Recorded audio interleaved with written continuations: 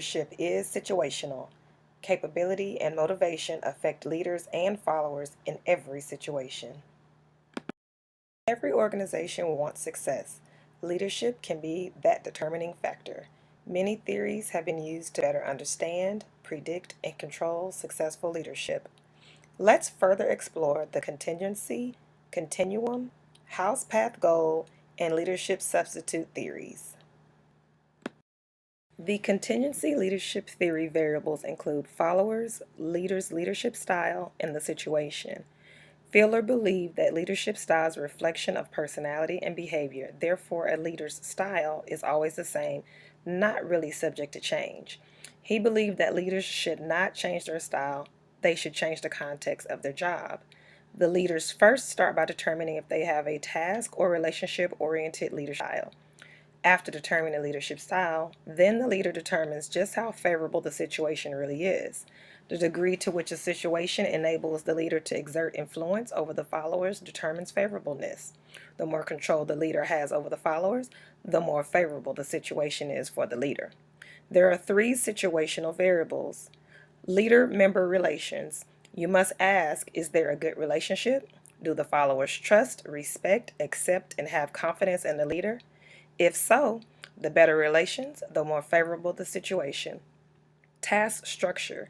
You must ask, is the task structured or unstructured? Do employees perform repetitive, routine, standard tasks that are easily understood? The more structured the jobs are, the more favorable the situation.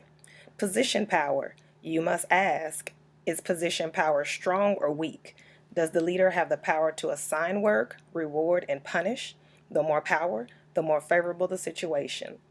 To better understand this theory, a prescriptive model has been designed to tell the user exactly which style to use in any given situation. Tannenbaum and Smith developed the continuum theory in which they state the leadership's behavior is on a continuum from boss-centered to subordinate-centered leadership. The focus is on who makes the decision. Leadership patterns should be based on forces in the boss, forces in the followers, and forces in the situation. However, before selecting one of the 7 leadership styles, the leader must consider the following 3 forces or variables. 1. The boss. The leader's personality and behavior preferred style, based on experience, expectation, values, and confidence in the followers, are considered in selecting a leadership style. Based on personality and behavior, some leaders tend to be more authoritarian and others tend to be more participative.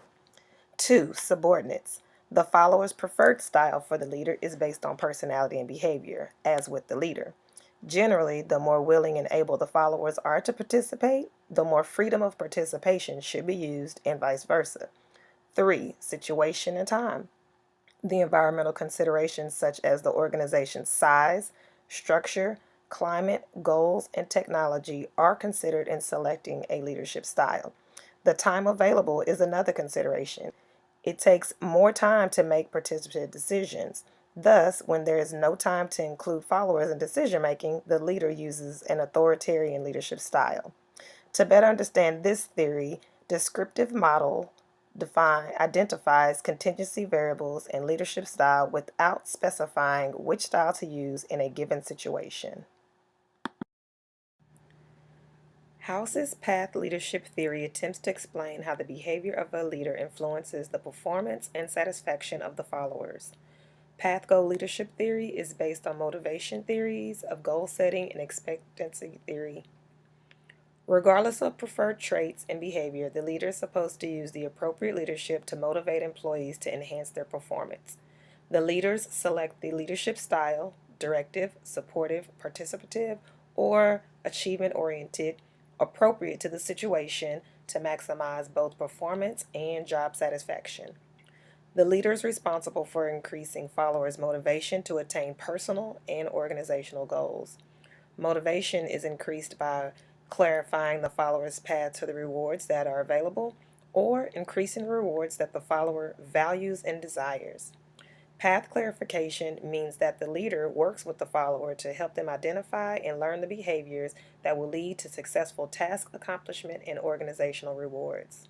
To better understand this theory, descriptive model identifies contingency variables and leadership style without specifying which style to use in a given situation. Substitutes for leadership include characteristics of the followers, task, and situation that replace the need for a leader or leader's behavior. This is the motivation for some organizations adopting self-managed teams. Characteristics of followers: the ability, knowledge, experience, and training. They have a need for independence. They're professional oriented. Their indifference towards organizational rewards. Characteristics of the task include clarity and routine, provision of own feedback concerning accomplishment, intrinsic satisfaction for completing the task. Characteristics of the organization: formalization, explicit instructions, goals, and areas of responsibility. It's inflexible, meaning rigid, lots of rules and procedures, highly specified in active, advisory, and staff functions. It's closely knit, cohesive work groups, organizational rewards not within the leader's control, and spatial distance between leaders and followers. Through this theory, leaders can analyze their situation and better understand all three characteristics and provide the leadership and fellowship most appropriate for the situation. The leader role is to provide the direction and support not being provided by the task, group, or organization. The leader fills the gaps in leadership. Like Fiedler suggested with the contingency theory, leaders can change the situation rather than change their leadership style. Leaders step up when need be in this particular theory.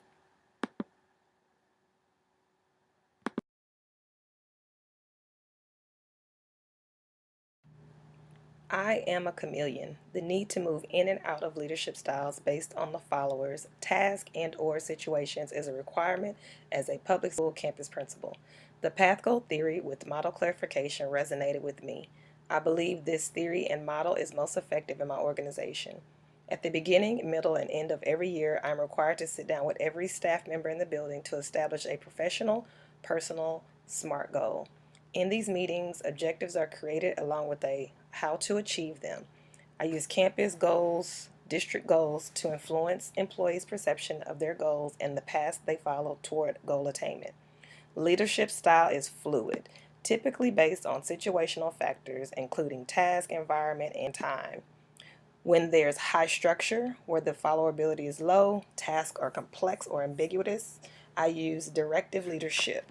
Examples of when this is necessary is hourly staff members needing to cover school hours, morning, afternoon, and lunch duties, office staff support at high need times of the day. When there is high consideration, followability is high, and tasks are simple, supportive leadership is used. Examples include parental involvement throughout the day, planning and attending field trips for all grade levels. When the staff wants to be involved, where followability is high, tasks are complex, participative leadership is used. Examples include creating the campus goals, conducting professional learning communities, establishing and planning school-wide community events. When I expect followers to perform at their highest levels and reward for doing so, where I provide both high structure and high consideration and support, achievement-oriented leadership is used. Examples when this style is necessary include planning engaging, high-level lessons for students that are relevant to their everyday lives, every subject, with a transdisciplinary instructional delivery, high student achievement, and a minimum of one growth of every year for every student. Thank you for listening and learning with me. Your time and attention is appreciated.